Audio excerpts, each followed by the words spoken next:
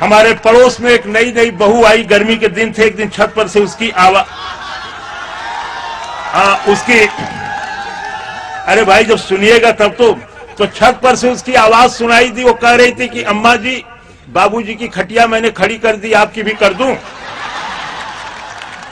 दरअसल उसका आशय था छत पर बिछी हुई चारपाइयों के खड़ा करने से, लेकिन उसमें से जो ध्वन्यार्थ निकलता है उसको मैंने अपनी कविता का विषय बनाया।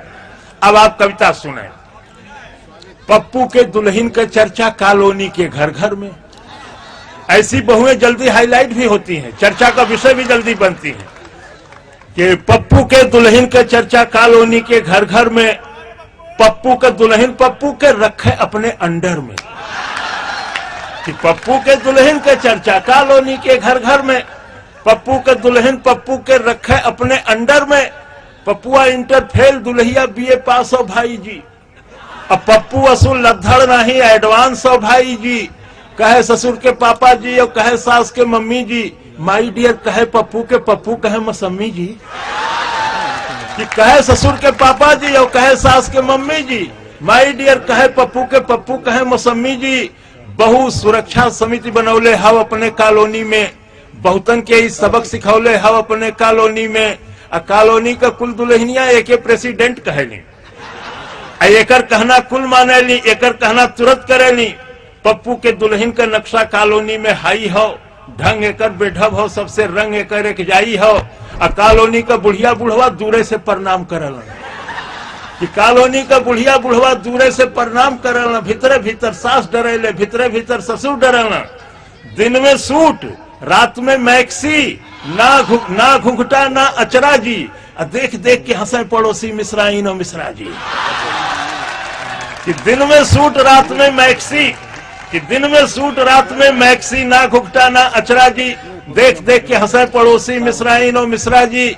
अपने एको काम न छुए कुल पपुए से करवावे ले। ये अपने एको काम न छुए कुल पपुए से करवावे ले। पप्पू जान गए हो काहे माई डियर बुलावे ले। कि छूट गई पप्पू का बीड़ी और चौराहा छूट गए। छूट गई मंडली रात का ही हाहा छूट गए। हरदम अप टू डेट रहे ले, मेकअप दोनों जून करे। रोज बिहाने मले चिरौजी गाले पर नीबुआ रगड़े। कि हरदम अप टू डेट रहे ले, मेकअप दोनों जून करे। रोज बिहाने मले चिरौजी गाले पर नीबुआ रगड़े। पप्पुओं के का छड़िए वो खुद छेड़े ले पप्पू के।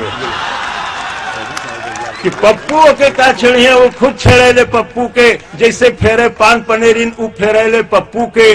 पप्पू के जेबा में एक दिन लव लेटर पाई गई। कि पप्पू के जेबा में एक दिन लव लेटर पाई गई।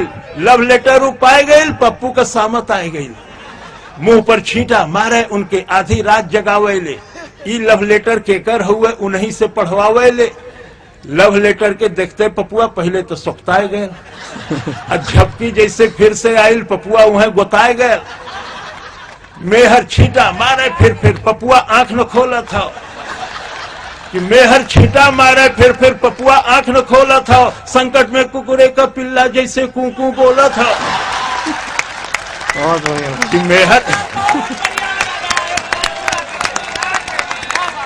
कि मेहर छींटा मारे फिर पपुआ आंख न खोला था। संकट में कुकुरे का पिल्ला जैसे कूकू बोला था।